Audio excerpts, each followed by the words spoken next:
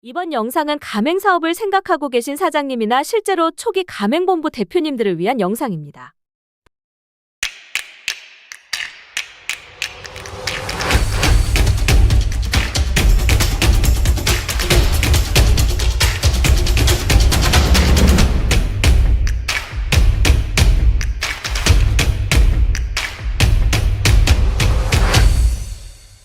프랜차이즈 본사를 차리면 그냥 가맹점이 알아서 늘어나고 돈이 자동으로 들어올 거라고 생각하시는 건 아니겠죠?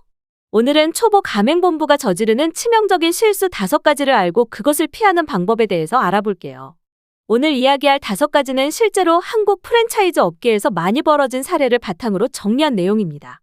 영상 끝까지 보시면 초기 가맹본부 시스템을 탄탄하게 하는 데 도움이 되실 거예요. 프랜차이즈는 점포 수가 많아야 성공하는 거 아닐까요? 맞습니다. 하지만 점포 수만 많다고 다 성공하는 것은 아니에요. 가장 대표적인 사례가 2010년대 유명했던 땡땡 카페의 경우가 있습니다. 이 땡땡 카페는 단기간에 400개 넘는 점포를 무리하게 확장했다가 본사 지원 부족으로 3년 만에 절반 이상 폐점한 사례가 있습니다. 본사 운영 시스템 없이 무리하게 점포를 늘리면 어떤 일이 벌어질까요? 점주들의 불만이 폭발합니다. 본사가 점포 관리, 교육, 물류를 지원할 여력이 안 되면 브랜드 신뢰도는 무너집니다. 가맹 계약만 맺으면 끝? 아닙니다. 계약서에 사인한 순간부터 본격적인 운영이 시작되는데 점주가 제대로 교육을 받지 못하면 문제가 생깁니다. 2018년 유명한 한치킨 브랜드에서 이런 일이 있었습니다. 점주들이 조리법을 제대로 몰라서 매장마다 음식 맛이 제각각이었어요. 고객 불만이 쏟아지면서 브랜드 평판이 급격히 떨어졌죠. 결국 본사가 늦게라도 교육 시스템을 도입했지만 신뢰를 잃은 후라 회복이 쉽지 않았어요.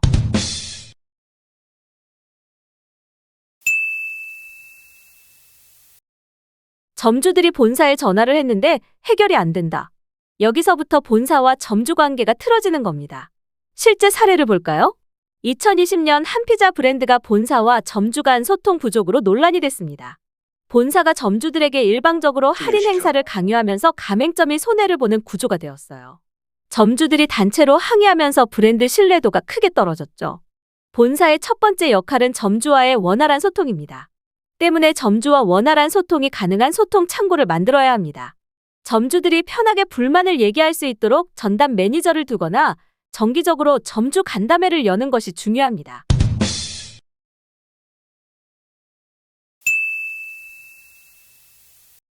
이제 SNS 맛집이라는 말은 흔하죠.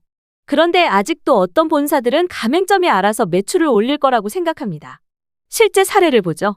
2019년에 등장한 한 프리미엄 떡볶이 브랜드가 있습니다. 가맹점 10개까지는 괜찮았는데 본사가 별다른 마케팅을 하지 않으면서 이후 신규 가맹점들이 줄줄이 폐점했습니다. 반면 같은 시기에 시작한 땡땡 떡볶이는 SNS 바이럴 마케팅을 적극 활용하면서 지금도 성장 중입니다.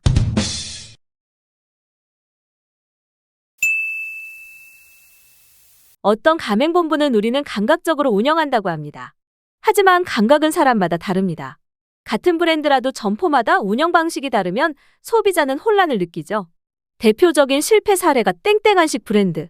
점주들에게 매뉴얼이 제공되지 않아서 매장마다 음식 맛과 서비스가 제각각이었습니다. 본사는 우린 자유로운 스타일을 존중한다고 했지만 결국 고객들이 혼란을 느끼면서 브랜드는 쇠퇴했습니다. 운영 매뉴얼은 본사가 제공하는 표준 운영 지침입니다. 반드시 만들어야 합니다. 자, 정리해볼까요?